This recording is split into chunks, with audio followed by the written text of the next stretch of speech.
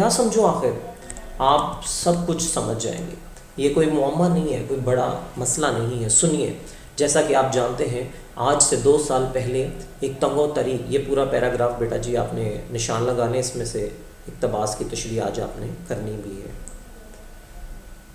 تنگ و طریق ایک بالکل تنگ سی گلی اور خستہ, برے حالات, بدنما, برا سا مکان میں رہتے تھے.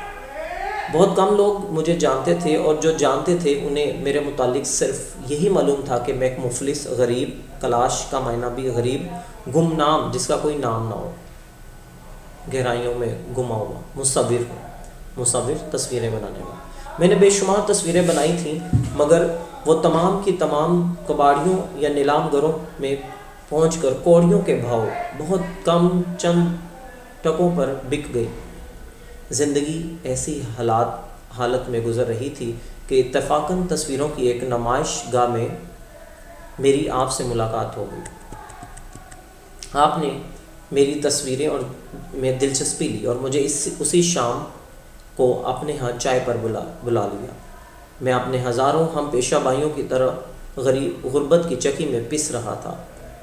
یہ کوئی ایسی بات نہیں تھی جو چھپی رہ سکتی. آپ نے میری حالت کا اندازہ لگا لیا اور اس بات پر اصرار کیا کہ میں اپنے غربت کدے سے نکل کر آپ کے ہاں آ جاؤں تاکہ اطمینان کے ساتھ فن کی خدمت کر سکوں. آپ نے میرے لیے یہ کمرہ وقف کر دیا اور مجھے زندگی کی ضروریات سے بے نیاز کر دیا. یعنی کہ مجھے کوئی پرواہ نہیں تھی. بے نیاز ہونا, لاپرواہ ہو جانا, یعنی کہ اسے کوئی ضرورت نہیں تھی پیسے کی. ان باتوں سے کا تجمل کہتا ہے کہ ان باتوں کے ذکر کی کیا ضرورت ہے اختر. میں یہ بتا دینا چاہتا ہوں کہ آپ کے سلوک نے مجھ پر اتنا اثر کیا, میں سمجھنے لگا آپ نہایت اونچے درجے کے انسان ہیں. دولت مند ہونے کے باوجود آپ کے پہلو میں ایک ایسا دل دھڑک رہا ہے جو انسانیت نواز ہے, جس میں ساری دنیا کا درد سمایا ہوا ہے. آپ نے اپنے دوستوں کو بلا کر انہیں میری تصویریں دکھائیں. آپ نے بڑے بڑے اداروں کے دفتروں میں میری تصویریں آویزاں کرائیں. آپ نے میری شہرت کے لیے میری تخلیقات رسائل و جرائد میں, یعنی کہ ڈائجسٹ کے اندر, رسالوں کے اندر, اخبارات میں چھپوائیں. سچ مچ اس وقت آپ میری نظروں میں ایک دیوتا تھے, ایک فرشتہ تھے. فے کے نیچے بھی زیر, رے کے نیچے بھی زیر, فرشتہ تھے.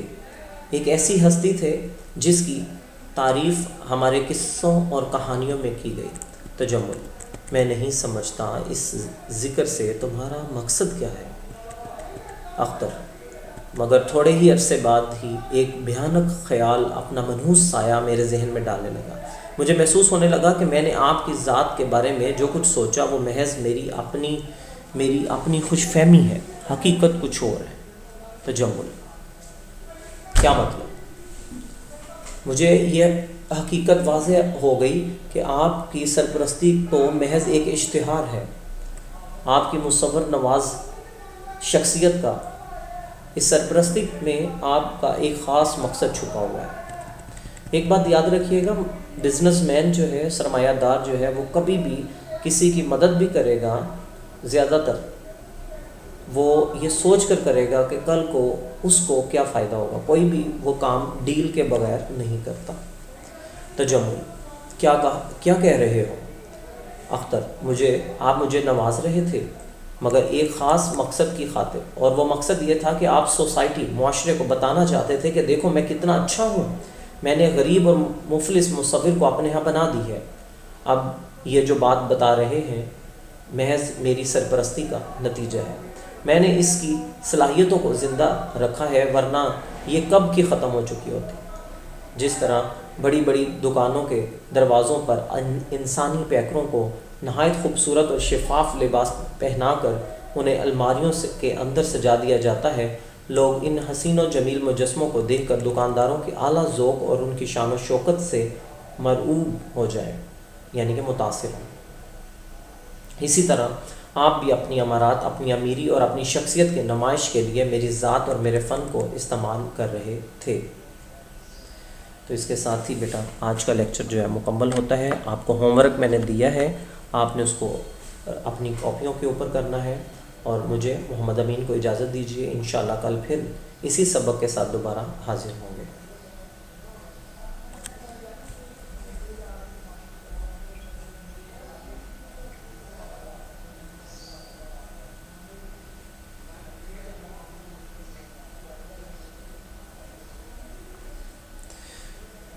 جی السلام علیکم پیارے بچوں، کیسے ہیں آپ؟ امید ہے کہ آپ سب خیر و عافیت سے ہوں گے، اور میں ہوں محمد امین۔ آج کا ہمارا یہ اسی سبق نمبر 8 کا دوسرا لیکچر، جو اس کا عنوان ہے لہو اور کلیم۔ یہاں سے ہم نے کل یہ سلسلہ منقطع کیا تھا، وہیں سے آج ہم شروع کریں گے۔ ابھی تک یہ ہوا کہ اختر اپنی کہانی سنا رہا ہے تجمل کو، اور تجمل بضد ہے کہ اختر اسی کے گھر میں رہے، چونکہ اس نے ایک دعوت دے رکھی ہے اول انعام آنے پر اختر کی تصویر پہ، اور بڑے بڑے سرمایہ دار جو ہیں ان کے گھر پہ آئیں گے، لیکن اختر وہاں سے جانا چاہتا ہے۔ آئیے ڈرامے کے اگلے حصے میں دیکھتے ہیں کہ اختر ایسا کیوں کر رہا ہے۔ تجمل غصے سے، یہ جھوٹ ہے، سراسر جھوٹ ہے اختر، اور آپ کہہ بھی کیا سکتے ہیں، مگر بلند آواز سے حقیقت نہیں بدل سکتی۔ آپ کے یہاں میری یہی حیثیت تھی، اور جس وقت مجھے اس کا احساس ہوا، مجھے محسوس ہوا کہ جیسے میری اہلیتوں پر برف کی تہ جم گئی ہو۔ تہ انڈر لائن کیجیے گا، ٹھیک ہے جی۔ ایک ہوتا ہے توئیں، یہ تہ آپ کو پہلے لیکچر میں بھی میں نے بتایا تھا، تو وہ طے بات کا طے کرنا ہے، ٹھیک ہے جی۔ یہ برف کی تہ ہے، مٹی کی تہ ہے، ٹھیک ہے، آپ نے اس کو ذہن میں رکھنا۔ میرے سینے میں ایک بھی شرارہ، ایک بھی جذبہ باقی نہیں رہا۔ یہ احساس میرے لیے سہانے روح، میری روح کو تڑپانے کے لیے ثابت ہوا تھا۔ یہ ایک جگر کا خون دے دے کر میں نے فن کی جس شمع کو اب تک روشن رکھا ہے، اس کا مقصد آپ کی شاندار کوٹھی اور آپ کی شخصیت کو جگمگانے کے علاوہ اور کچھ بھی نہیں۔ ایک فنکار یہ بھی برداشت نہیں کر سکتا کہ اس کا فن اپنا اصلی جوہر کھو کر کسی کے لیے محض ایک ذریعہ شہرت بن جائے۔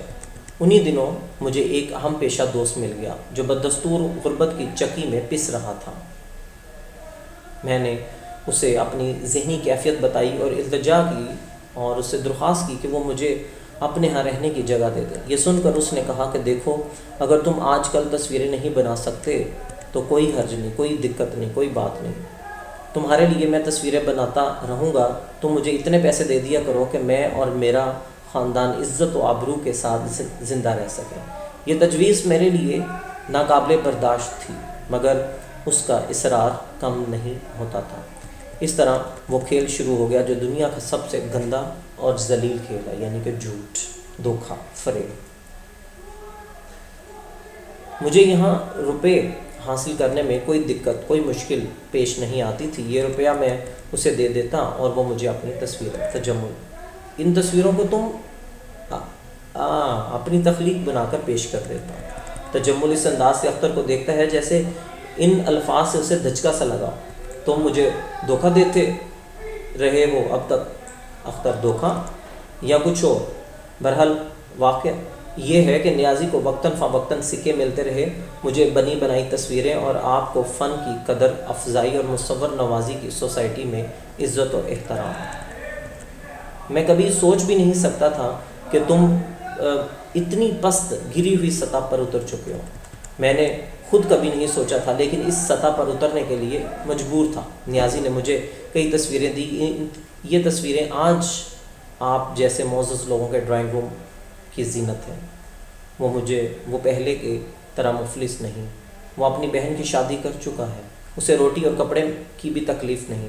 اب مالک مکان بھی اسے پریشان نہیں کرتا، مگر میں جانتا ہوں کہ اس کی دل کی کیا کیفیت ہے۔ اپنی اولاد کو چند سکوں کے عوض دوسروں کو سونپ دینا ایک ایسا تکلیف دہ واقعہ ہے کہ جس کا اندازہ آپ نہیں لگا سکتے۔ آج جب اس نے سنا ہوگا کہ اس کی بنائی ہوئی تصویر اول انعام کی مستحق قرار پائی ہے، تو اس کی کیا حالت ہوئی ہوگی، وہ کیا سوچے گا۔ میں اس تصور ہی سے کام چاہتا ہوں۔ تصور، خیال، تجمل۔ تو اب تک تم نے ہمیں دھوکے میں رکھا، اپنی نالائکی چھپاتے رہے۔ میں نے اتنی آسائشیں بیکار مہیا کی، آسانیاں۔ اختر کہتا ہے آپ ان کی قیمت وصول کر چکے ہیں، ہمیشہ کی طرح اس سودے میں بھی آپ ہی کو فائدہ ہوا ہے۔ تجمل، اس قدر فریب دینے کے بعد اپنے محسن کو جلی کٹی سناتے ہو، تمہیں شرم نہیں آتی؟ اختر، مجھے شرم کیوں آئے گی؟ شرم تو آپ لوگوں کو آنی چاہیے جو بلندیوں پر پہنچنے کے لیے ہزاروں انسانوں کو اپنی سیڑھی بنا لیتے ہیں، جو ایک فنکار کی سرپرستی بھی کرتے ہیں تو اپنے مطلب کے لیے۔ تجمل اپنے گریبان میں منہ ڈال کر دیکھو تو تم کیا ہو؟ احسان فراموش، چور، مجرم؟ اختر میں سب کچھ ہوں مگر تم کیا ہو یہ بھی تو کہو۔ تجمل میں اختر ہاں تم بتاؤ، خاموش کیوں ہو؟ بتاتے کیوں نہیں؟ دوسرے کے جرم دیکھ لیتے ہو، دوسروں کو مجرم کہتے ہو مگر اپنے متعلق کچھ نہیں کہتے، بتاؤ کون ہو تم؟ رؤف اتنے میں رؤف جو کہ تجمل کا پرائیویٹ سیکرٹری ہے وہ آتا ہے، دونوں خاموش ہو جاتے ہیں۔ رؤف آتے ہی کہتا ہے وہ خبر بالکل درست ہے جناب، پہلا انعام اختر صاحب ہی کو ملا ہے، یہ رہا اخبار۔ بغل سے اخبار نکالتا ہے، آپ دونوں کو اس حالت میں دیکھ کر حیران ہو جاتا ہے۔ تجمل کہتا ہے تم جاؤ اس وقت۔ رؤف بہتر جناب۔ رؤف دروازے کی طرف جانے لگتا ہے، پھر ٹھہر جاتا ہے۔ اوہ یاد آ گیا، مسٹر اختر آپ کا کوئی واقف کار راستے میں ملا تھا، اس نے ایک پیغام دیا ہے آپ کے نام۔ آپ کا کوئی مصور دوست تھا، نیازی۔ اختر ہاں کیا ہوا اسے؟ جلدی بتاؤ۔ رؤف افسوس آج صبح اس نے خودکشی کر لی۔ اختر خودکشی؟ جی ہاں، ہسپتال جانے سے پہلے مر چکا تھا۔ اختر تجمل سے سنا تم نے؟ ابھی پوچھ رہے تھے میں کیا ہوں، اب تو تمہیں معلوم ہو گیا ہوگا کہ تم کیا ہو، تم قاتل ہو، یہ قتل تم نے کیا ہے۔ تجمل غصے سے گرج کر بکواس بند کرو۔ اختر قانون تمہیں کچھ نہیں کہے گا مگر انسانیت کی نظروں میں تم قاتل ہو، تم نے 2 قتل کیے ہیں، ایک مصور کے فن کو موت کی گھاٹ اتارا ہے اور دوسرے مصور کی جان لی ہے، یہ قتل نہیں تو اور کیا ہے؟ اور قتل کیا ہوتا ہے؟ تجمل نکل جاؤ یہاں سے کمینے، پاجی، احسان فراموش۔ پاجی ہندی زبان کا لفظ ہے جس کا معنی بھی کمینہ ہے، یہ پنجابی کا ہرگز لفظ نہیں ہے۔